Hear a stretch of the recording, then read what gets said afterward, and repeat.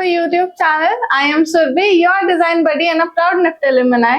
India में जब भी डिजाइन एजुकेशन की बात आती है, तीन मेजर एग्जाम सामने आते हैं जो है NID, NIFT एंड UCEED। और आज हमारे साथ एक ऐसा स्पेशल गेस्ट है जिन्होंने ये तीनों एग्जाम्स को कॉन्कर किया है और ना सिर्फ इन्हें क्लियर किया है बल्कि क्लियर किया है with flying colours by getting 1 digit and 2 digit ranks. That is very amazing, and today I am very excited to have Ayushman in our podcast. But before getting started with the podcast, you know the drill. अगर अभी तक हमारे channel को subscribe नहीं किया, so make sure you hit the subscribe button और bell icon press करना ना भूलें. So without any further ado, let's dive right in.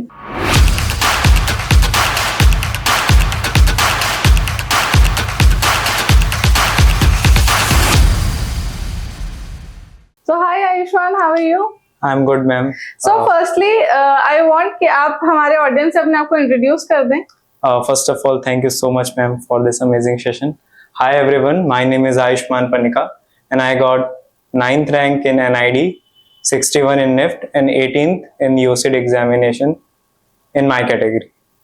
And I am from Amarkantak, and soon I'll be joining in NID Ahmedabad. So congratulations, Ayushman. कैसा feel हो रहा है?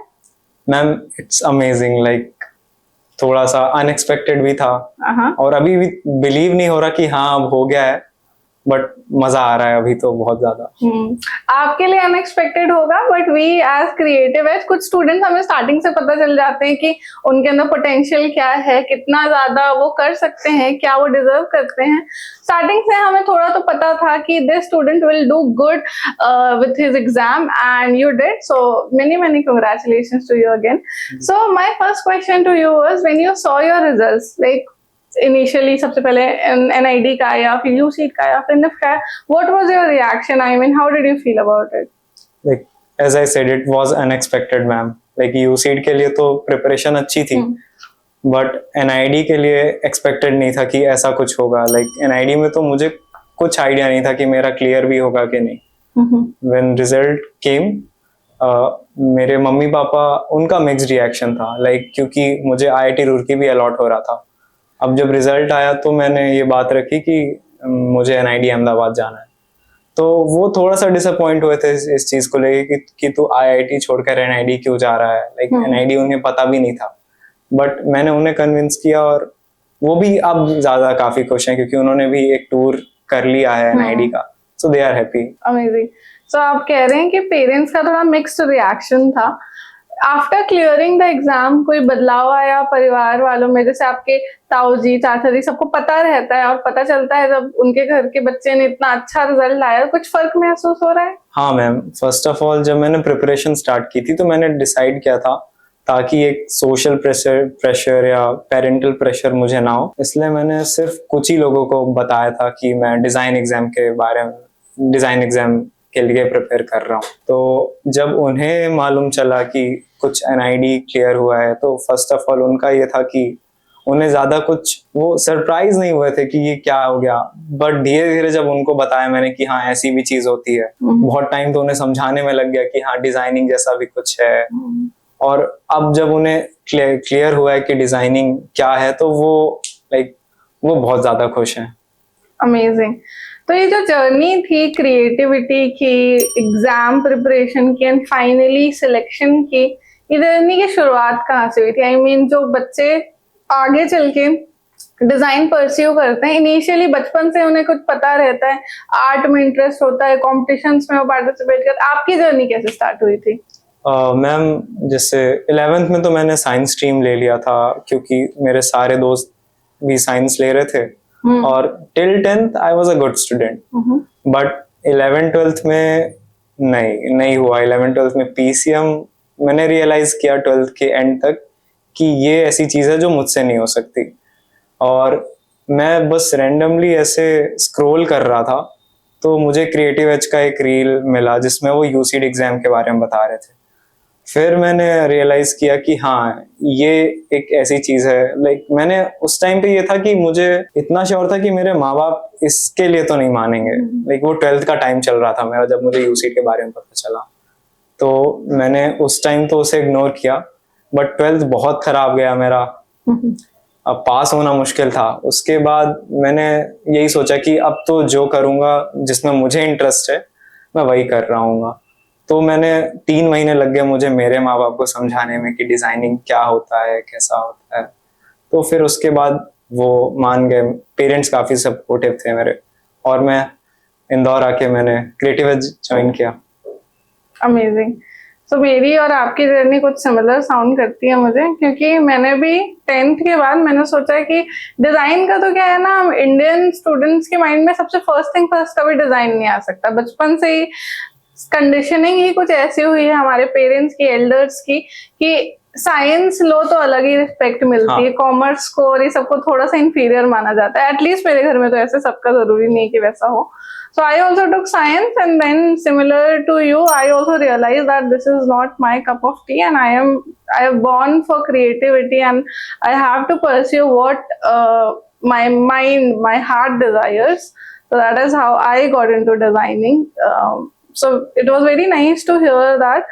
और but creative तो आप थे, पर पर्टिकुलरली डिजाइन चूज करने का ख्याल कहाँ से आया? मैम शुरू से ही मेरे को ड्राइंग में इंटरेस्ट था। लाइक अगर हम NID की बात करें तो मुझे बहुत ज़्यादा एफर्ट्स नहीं करने पड़े हैं अपनी ड्राइंग स्किल्स को अच्छा करने में, क्योंकि मैं शुरू से ही ड्राइंग में जो कॉपी किया करता था स्केचेस को, शायद उनकी वजह से मेरी ऑब्जर्वेशन स्किल थोड़ी सी अच्छी हो गई थी।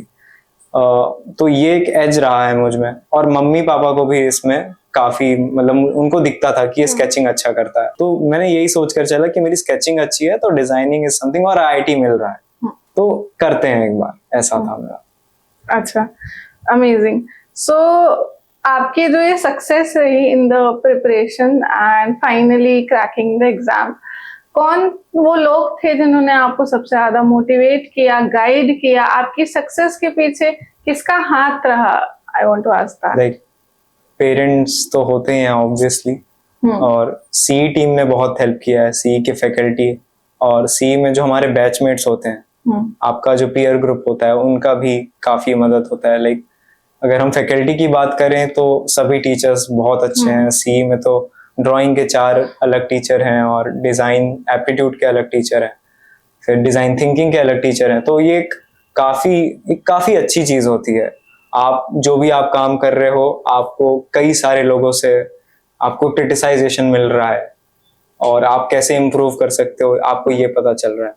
तो ये तो बहुत, मतलब सबसे बड़ा जो योगदान कह सकते हैं वो मुझे CE फैकल्टी से मिला। नाइस। सो एक बात मैं ऐड करना चाहूंगी कि फैकल्टीज, कोचिंग, इनका तो मिशन ही वैसे रहता है कि बच्चों को सक्सेसफुल करना है, बच्चों का selection is our main priority. But जो आपने पेयर लर्निंग की बात करी, पेयर ग्रुप की बात की, this is very important and this is very underrated also. Students को ऐसा लगता है दैट टीचर्स हैं जो गाइड करेंगे, पेयर ग्रुप से उतना कुछ खास उनको इम्पोर्टेंस नहीं पता है। बट आई रिमेम्बर जब आप लोग का प्रिपरेशन फेज चल रहा था, यू वर लाइक 4 पीपल का ग्रुप, एंड आप लोग एक दूसरे को क्वेश्चन देते थे, साथ में बैठ के टाइमर लगा के सॉल्व करते थे। मतलब ऐसे क्वेश्चन जो हमने भी नहीं दिए हैं, खुद से ये ढूंढ के क्वेश्चन निकाल के उसको सॉल्व करते रहते थे। सो वो से पता चलता है कि आप लोग का कितना ज्यादा साथ में सिलेक्शन का कितना मिशन है जो आप लोगों ने साथ में डिसाइड किया है। So pair learning is of course a very important thing जो सबको ऐड करनी चाहिए जो भी प्रिपरेशन कर रहा है अपनी। वन मोर थिंग मैं एक ऐड करना चाहूंगा। संगति जो होती है वो आपकी अच्छी होनी चाहिए। लाइक मेरा जो रूममेट था तो मतलब उसकी वजह से मुझे ये समझ में आया, लाइक जब मैंने प्रिपरेशन स्टार्ट की तो शुरू के 6 महीने मैं एक जैसे इंजीनियरिंग वाला बच्चा पढ़ रहा होता है JEE नीट के लिए, वैसी तैयारी कर रहा था कि मुझे IIT में जाना है, IIT में जाना है। बट जब उसने मुझे समझाया कि भाई तुझे डिजाइनर बनना है, IITian बनने के लिए मत पढ़, और उसने काफी चीजें मुझे बताई है, तो उसके बाद मुझे एक्चुअली मैंने काम करना शुरू किया डिजाइनिंग में। अब मेरा फोकस हो गया था कि मुझे डिजाइनर बनना है, ना कि मुझे NIDian बनना है, IITian बनना है, मुझे डिजाइनर बनना है।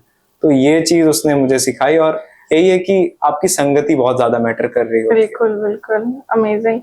सो संगति मैटर करती है, हम जैसे लोगों के साथ एसोसिएट करते हैं, जिनके साथ सबसे ज्यादा टाइम बिताते हैं, कहीं ना कहीं माइंडसेट मिलने लग जाता है, that is for sure 100%. So it is good that you chose the right people around you when you were preparing. So you prepared for 3 exams simultaneously, right? So ये जो 3 एग्जाम साथ में प्रिपेयर कर रहे थे आप, of course you are a dropper, so school का तो उस टाइम कोई टेंशन नहीं था. टाइम मैनेजमेंट कैसे कर पा रहे थे? ये तीनों एग्जाम के फॉर्मेट, ऑल्दो ये तीनों डिजाइन एंट्रेंस एग्जाम है, पर इनके फॉर्मेट्स में डिफरेंस है. तो तीनों एग्जाम के लिए साइमल्टेनियसली कैसे प्रिपेयर किया? मैम, अगर हम ये अप्रोच लेके चलेंगे कि हमें निफ्ट के लिए अलग से प्रिपेयर करना है, एनआईडी के लिए अलग से प्रिपेयर करना है, यूसीट के लिए अलग से प्रिपेयर करना है, ये थोड़ी सी गलत अप्रोच होगी. गलत नहीं बोलूंगा, बट ज्यादा सही अप्रोच रहेगी कि आप, मैंने वही बोला, डिजाइन एग्जाम के लिए प्रिपेयर करो. आपको डिजाइनर बनना है, आप दिमाग में लेकर चलो. आप एनआईडियन बन जाओगे, निफ्टियन बन जाओगे. आपका मेन फोकस होना चाहिए आप डिजाइनर बनो. तो जैसे अगर हम निफ्ट, एनआईडी, यूसीट की बात करें, ये डिजाइन एग्जाम्स हैं और इनमें कोई स्पेसिफिक सिलेबस नहीं होता है. जो चीजें होती है, जैसे स्केचिंग का पार्ट हो गया, अगर हम एनआईडी और यूसीट को कंपेयर करें, तो अगर हम एनआईडी का जो क्रिएटिव पार्ट है उससे काफी अच्छी तरह से प्रैक्टिस कर रहे हैं, तो यूसीट का जो पार्ट भी होता है वो हम अच्छे से क्लियर कर लेंगे. और जो यूसीट का एप्टीट्यूड पार्ट होता है उससे हम अच्छे से कर रहे हैं, तो हमारा एनआईडी का एप्टीट्यूड पार्ट क्लियर हो जाएगा. और इन दोनों एग्जाम्स की हम अच्छे से तैयारी हमने कर रखी है, तो निफ्ट काफी आसानी से हो जाता है हमारा. ये है. सो टाइम मैनेजमेंट कैसे करते थे? मतलब एक डे का डिस्ट्रीब्यूशन कितने पार्ट्स में करे थे, कितने बजे उठते थे, what was your routine like? जैसे मैंने बताया, शुरू में एकदम इंजीनियर वाली पढ़ाई कर रहा था, जैसे जेईई नीट के बच्चे कर रहे होते हैं. मैं सुबह 4 बजे उठता था और 10 बजे सोता था. मेरे रूममेट ने मेरी हैबिट ही चेंज कर दी. अब मैं 10 बजे मतलब मैं सो रहा हूँ सुबह के और 4 बजे तक जाग रहा था. ऐसा हुआ. और टाइम मैं फोकस कर रहा था कि मैं मिनिमम दिन के 6 घंटे तो डिजाइनिंग में लगा ही दूं, एटलीस्ट 6 घंटे. कभी कभी उससे कम भी लगते थे, क्योंकि थोड़ी बहुत मैं मस्ती भी क्या करता था, as you know ma'am, which is required of course. But ये है कि मैं काम कंसिस्टेंट होकर डेली कर रहा था. राइट. ये था. एक आपने भी कई बार ऑब्जर्व किया होगा कि आयुष्मान असाइनमेंट सबमिट नहीं कर रहा है और ये सब, बट ये रहता था कि मैं काम करता था, डेली करता था. 1-2 घंटे भी करने हैं तो डेली तो करता था मैं. ऐसा है. ओके.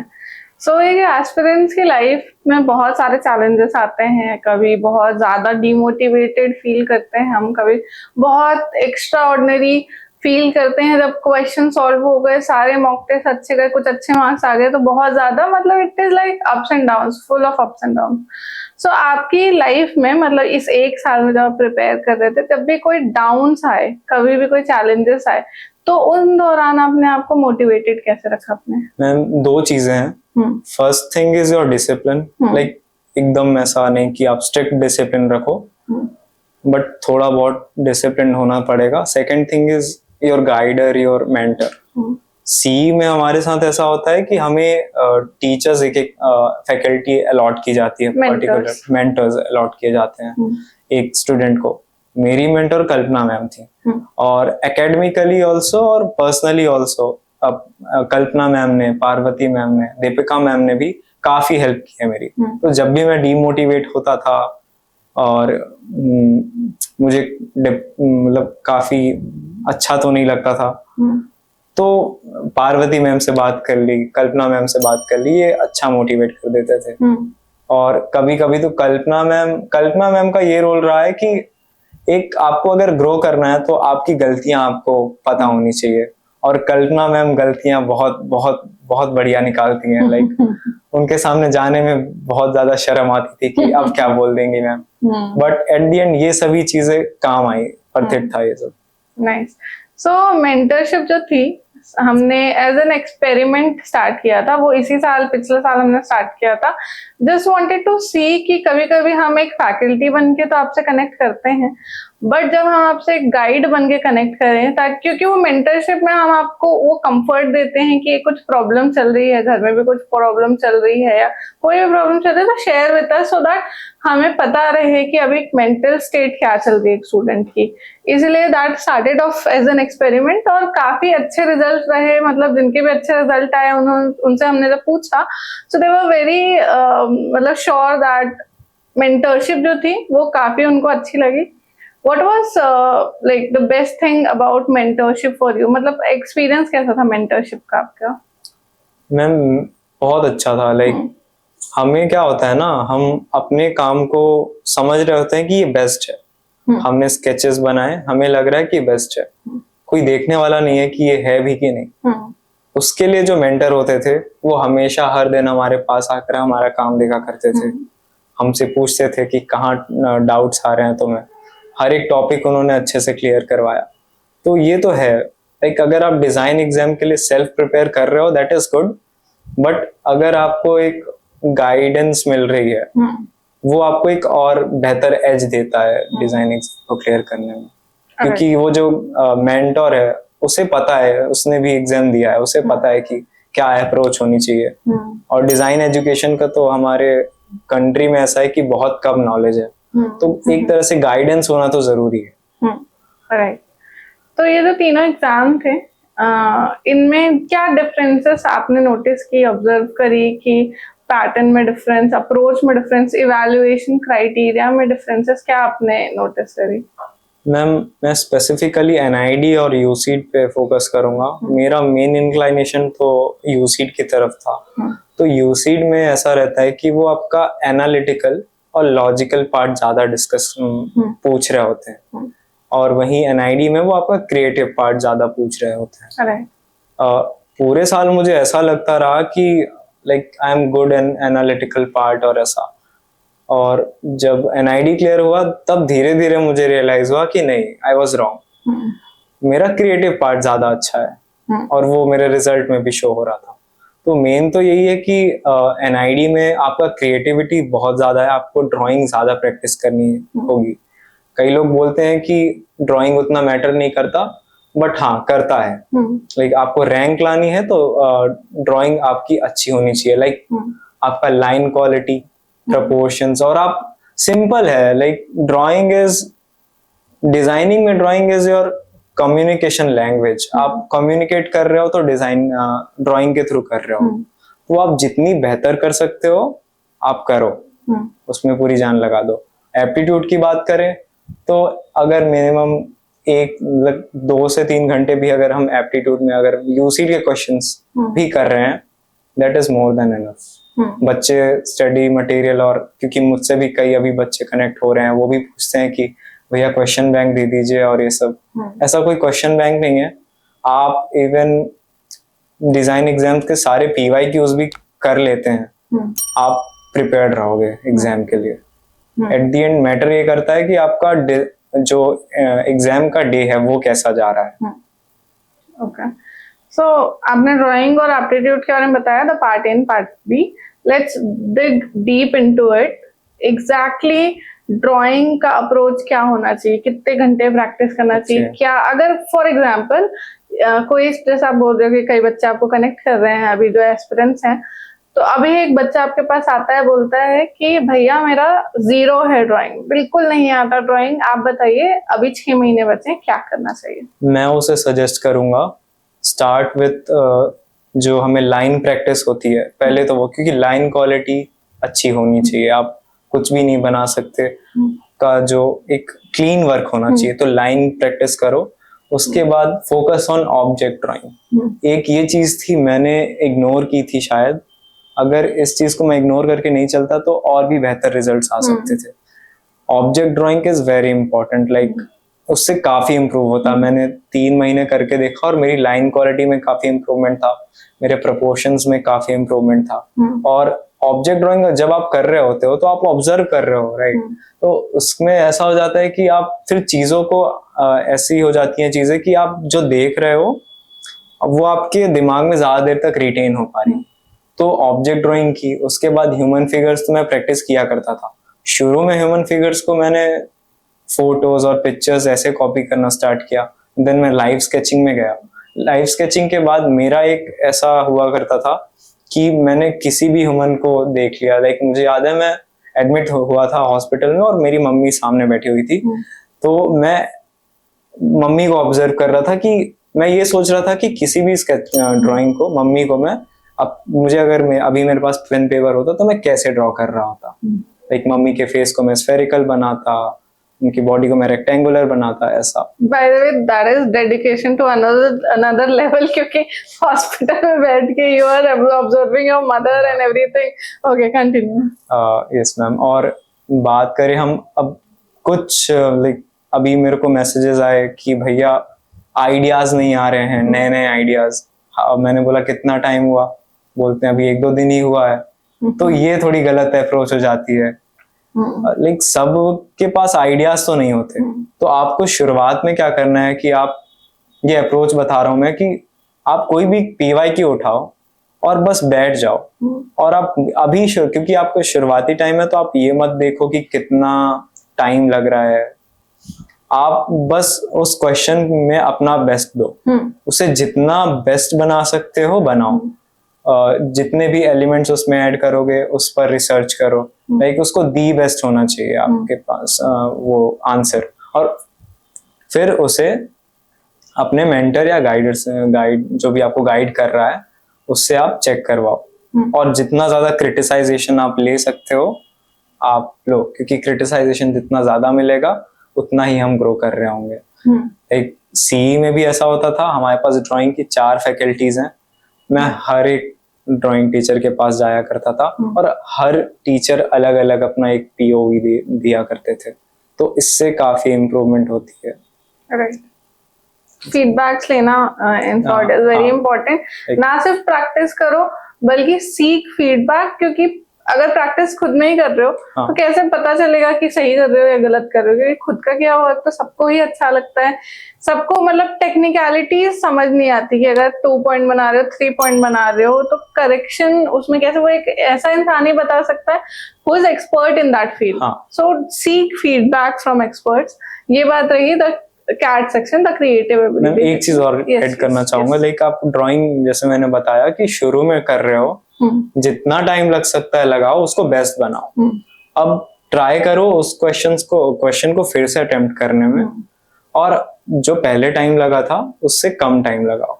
और हर क्वेश्चन को ऐसा ट्राई करो, जो भी जितने भी टाइप के क्वेश्चंस हैं, कि वो आधे घंटे में हो जाए। क्योंकि NID का जो एग्जाम, जो क्वेश्चंस ऐसे डिजाइन ही होते हैं वो कि वो आधे घंटे के अंदर ही हो। तो आप ट्राई करो कि वो आधे घंटे में हो जाए ऐसा। So time yourself. Okay. So that was about the part A. That was about the part B. How about the part A? Aptitude के लिए, GK, English.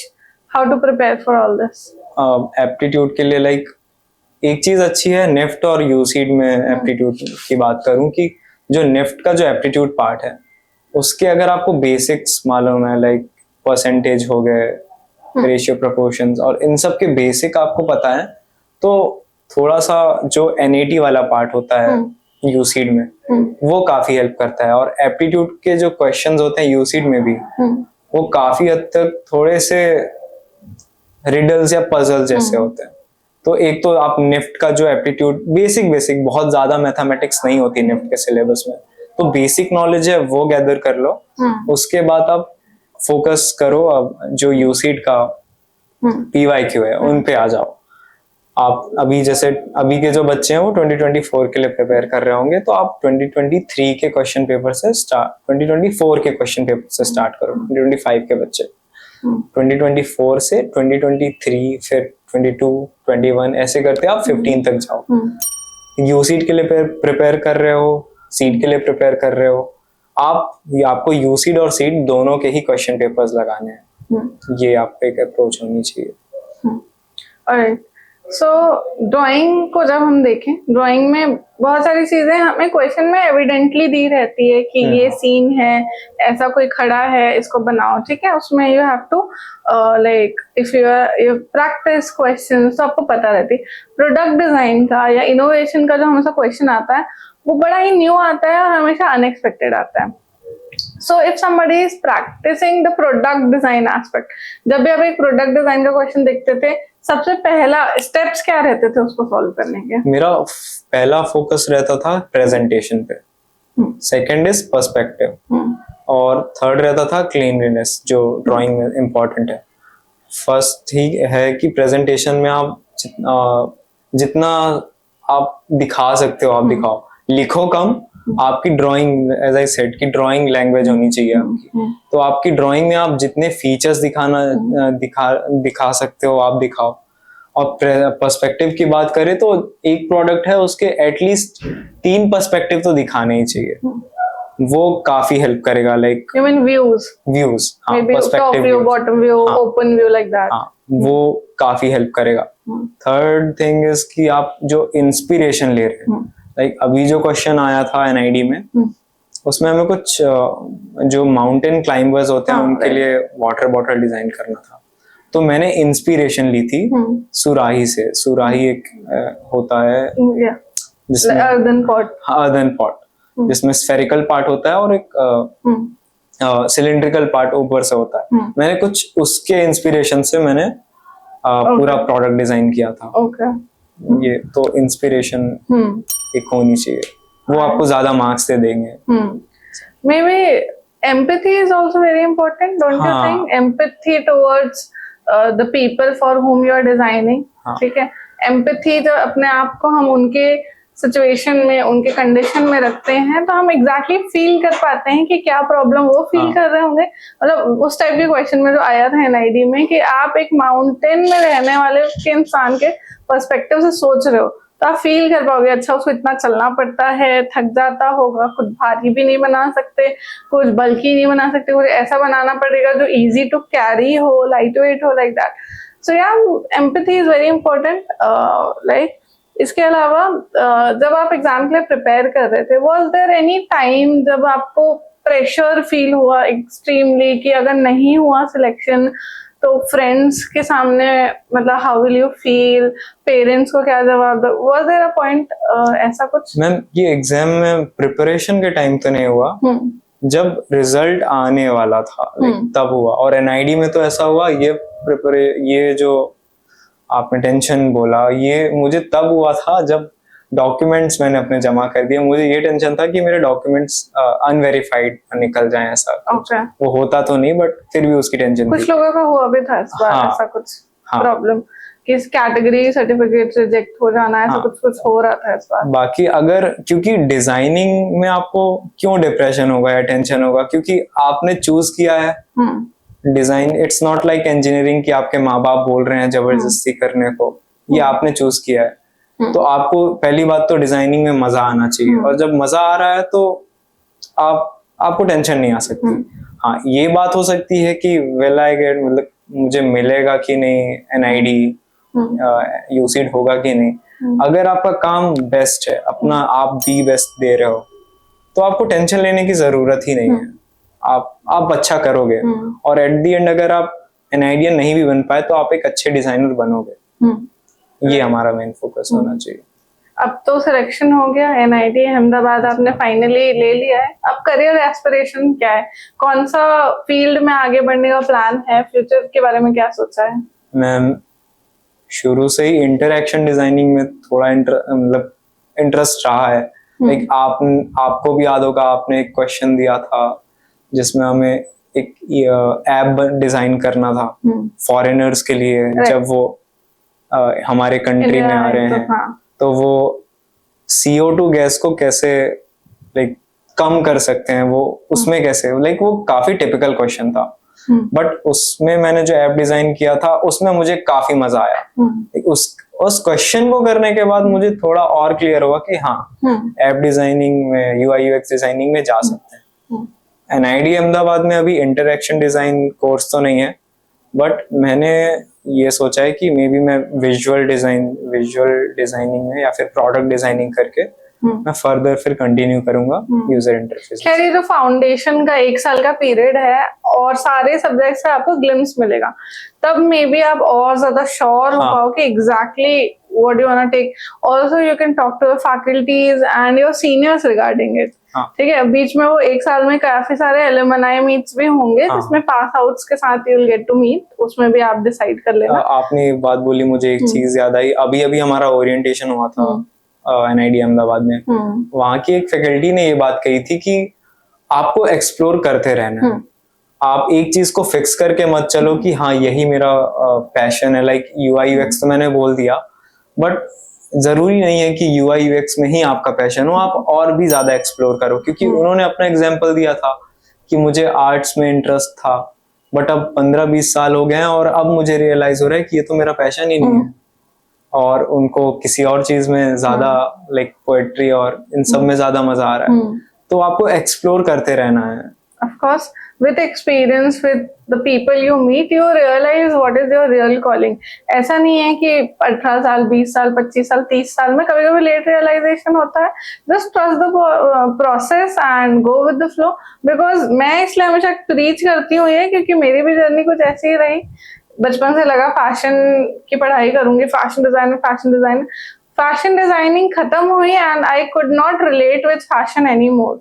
I was like fashion industry, the glamour industry is not for me. And then I thought maybe I'll join the business side of fashion, the retailing, the managing. Again, I used to find it way too difficult, and then that's where I realized my calling, which is to guide people, which is to train people and to help people. And here I am still exploring my career and my life also, I'd say. So, yeah, you want to say something? All right. So, इस preparation के दौरान क्या आपका personal growth या personal development कुछ हुआ, कुछ feel हुआ? मैम यही तो सबसे ज्यादा इम्पोर्टेंट है। लाइक हमारा भी ओरिएंटेशन हुआ, और जितने भी ओरिएंटेशन के सेशंस हुए हैं उनमें फैकल्टीज ने एक चीज पर फोकस किया है कि इस 4 साल में हम चाहेंगे आपका पर्सनल ग्रोथ। हर फैकल्टी ने यही बात बोली कि हम आपको एज ग्रोइंग पर्सन देखना चाहते हैं। तो मैं यही एक माइंडसेट की बात करूंगा कि जो माइंडसेट होता है वो ग्रोथ वाला बहुत जरूरी है डिजाइनिंग में। आप ग्रो कर रहे हो, इट इज वेरी इंपॉर्टेंट, और डिजाइनिंग आपको एक ऐसा एनवायरनमेंट देता भी है कि आप ग्रो कर सको। तो एक ग्रोथ का माइंडसेट होना तो बहुत जरूरी है। अगर आप ड्राइंग में कर रहे हो तो वही जो मैंने क्रिटिसाइजेशन वाली बात बोली, जो फीडबैक मिल रहे हैं उनको आप पॉजिटिव वे में लेकर चलो, और आपका माइंडसेट होना चाहिए कि आप इससे ग्रो कर रहे हो, तो बहुत अच्छा होगा। लाइक आप बढ़िया बहुत अच्छे वाले डिजाइनर बन जाओगे। इस प्रिपरेशन फेज, ये 1 साल का फेज था जब आप you are not in the school and you are not in the college also, you are preparing, just preparing. इस बीच में कोई पर्सनल ग्रोथ आपकी हुई as a person, as a human being? Time management का एक कहेंगे मैम, टाइम मैनेजमेंट बहुत ज्यादा इम्पोर्टेंट है, और उसमें काफी मुझे इम्प्रूवमेंट दिखा मुझे कि टाइम को कैसे अलॉट करना है। पर्सनली भी टाइम मैनेजमेंट में बहुत हेल्प की है। तो एक time nice. So yeah, so I just this is the last question that it's not a question, I just want you to tell the further students जो aspirants हैं अभी प्रिपेयर कर रहे हैं, उनको कौन सी ऐसी 3 मेजर एडवाइस है जो आप देना चाहोगे, जो वो अपने लाइफ में अप्लाई कर सकते हैं और आपकी जर्नी से सीख सकते हैं? Ma'am 3 points, okay. First thing is कि discipline, not strict discipline, but हाँ डिसिप्लिन होना चाहिए कि मुझे इस काम को अभी निपटाना है, करना है, और एप्टीट्यूड अभी कर लिया, ड्राइंग अभी कर ली।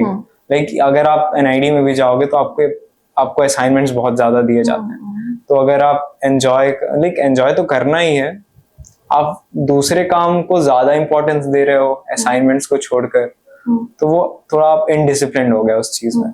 वो नहीं करना है, आपको डिसिप्लिन रहना है। सेकेंड थिंग इज कंसिस्टेंट, आपको रोज काम करना है, आपको रोज इम्प्रूवमेंट दिखना चाहिए खुद के काम में। लाइक अगर 90 डेज बचे हैं आपके एग्जाम को, तो 90 डेज आपको रोज मेहनत करनी है। मिनिमम आप 2 घंटे करो, बट आपको रोज करना है। आपका प्लान 6 घंटे का है, आप 2 घंटे भी दो, बट आप कंसिस्टेंट रह के रोज काम करो। थर्ड थिंग इज कि आपको एंजॉय करना चाहिए। लाइक डिजाइनिंग आपने ही चूज किया है, आपका पैशन है, आप एंजॉय करो डिजाइनिंग को, डेफिनेटली आप करोगे, अच्छा करोगे। So yeah, guys, so that was all from Ayushman's side. Ayushman, at the end, I want to tell you personally my advice for you, because अब आप कॉलेज में जाने वाले हैं, आपका एजुकेशन वाला जो फेज है, स्कूल अब हो गया, अब एक मैच्योर किस्म का एजुकेशन आप गेन करने वाले हैं। So my advice for you is, in those 4 years, make sure you socialize a lot. Don't just limit yourself to 3 or 4 people. Of course आपका एक ग्रुप तो रहना चाहिए जो आपके दिल के करीब है, आपके सच में फ्रेंड्स है, पर socialise with everyone.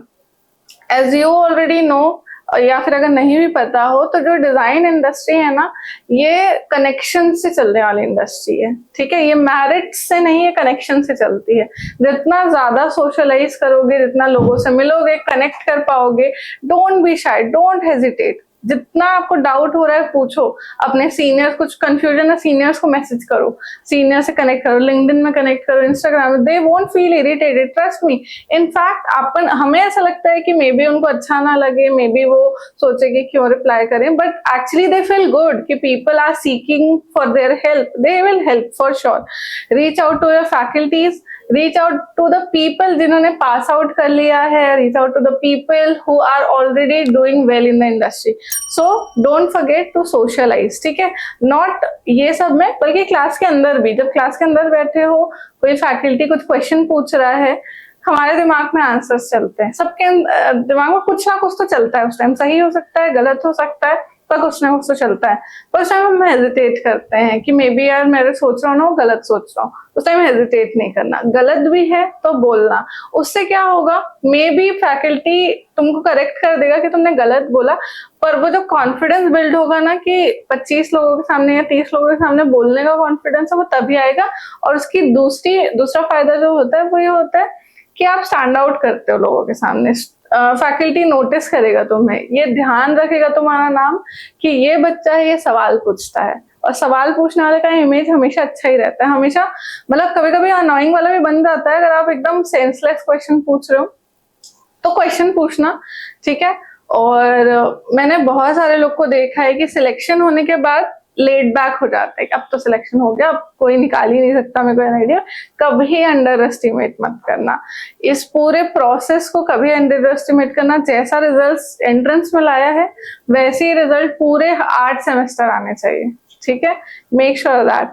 And the third is, you already know, enjoy this journey because you have achieved जो target कर रहे थे। Finally, you will be entering the dream college of yours, right? मतलब NID कितने लोगों का सपना होता है, और रिजल्ट आने के बाद कितने लोगों का सपना टूटा होगा, और आपका सपना फिर भी सक्सेसफुल हुआ है। तो एंजॉय करना इस प्रोसेस को, अच्छे से इसका हर मोमेंट को लिव करना।